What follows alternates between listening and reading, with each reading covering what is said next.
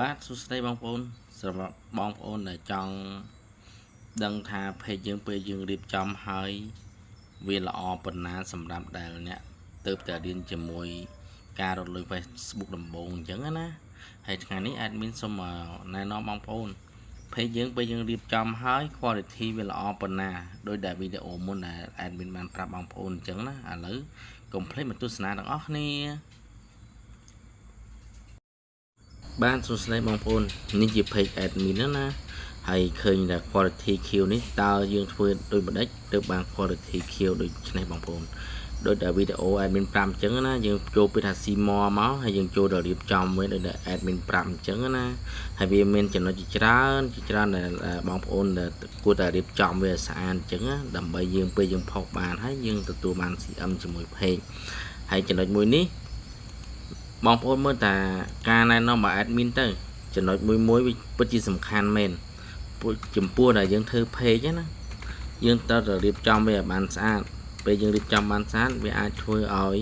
វីដេអូដែលយើងផុសហ្នឹងវាអាចផ្ទុះអាចរីកអាចផ្សាយភាយទៅដល់អ្នកដែលគេចង់មើលហើយ Facebook វានឹងរុញច្រានទៅតាមដែលបងប្អូនចង់បានអញ្ចឹងណាហើយចំណុចមួយចំនួនដែល admin រៀបចំណាវាបានមួយចំនួនធំហើយបើបងប្អូនចង់យល់លម្អិតទៀតពីព្រោះ admin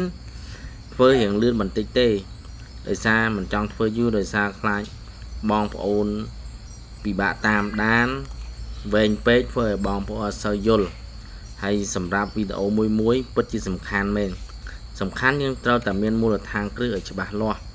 ពីព្រោះ Facebook យើងធ្វើមួយឃើញគេធ្វើមែនបានលុយច្រើនយើងត្រូវតែរៀបចំមូលដ្ឋានគ្រឹះយើងឲ្យច្បាស់លាស់វាសំខាន់មែនទែនបងប្អូនហើយមើលតែវីដេអូ admin មួយទៅបើបងប្អូនមិនយល់មិនច្បាស់ត្រង់ចំណុចណាអាចសួរ admin បន្ថែមបាន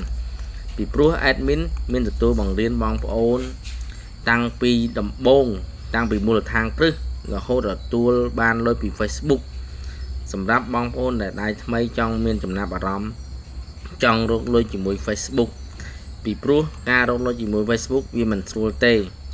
វាពិបាកខ្លាំងណាស់ប៉ុន្តែយើងត្រូវតែព្យាយាមតស៊ូអំណត់ដើម្បីជំនះវាឲ្យបានចំណុចមួយវាសំខាន់ខ្លាំងណាស់បងប្អូនហើយ admin ក៏មិនតាន់បានបកស្រាយអស់ដែរចាំ admin មានពេលទំនេរ admin នឹងជួយបង្ហាញបងប្អូនឲ្យច្បាស់ពីគន្លឹះក្នុងការរកលុយជាមួយ Facebook ហើយចំណុចមួយមើលតាមតែវីដេអូ admin ទៅបើបងប្អូនឆ្ងល់បងប្អូនចង់សួរអាចឆាតមក admin ផ្ទាល់បានសំខាន់បងប្អូនច្បាស់ក្នុងវីដេអូដែរអត់បើមិនច្បាស់ទេយើងមើលមួយហើយសួរជាមួយ admin បន្ថែម admin នឹងបង្ហាញបងប្អូនរហូតដល់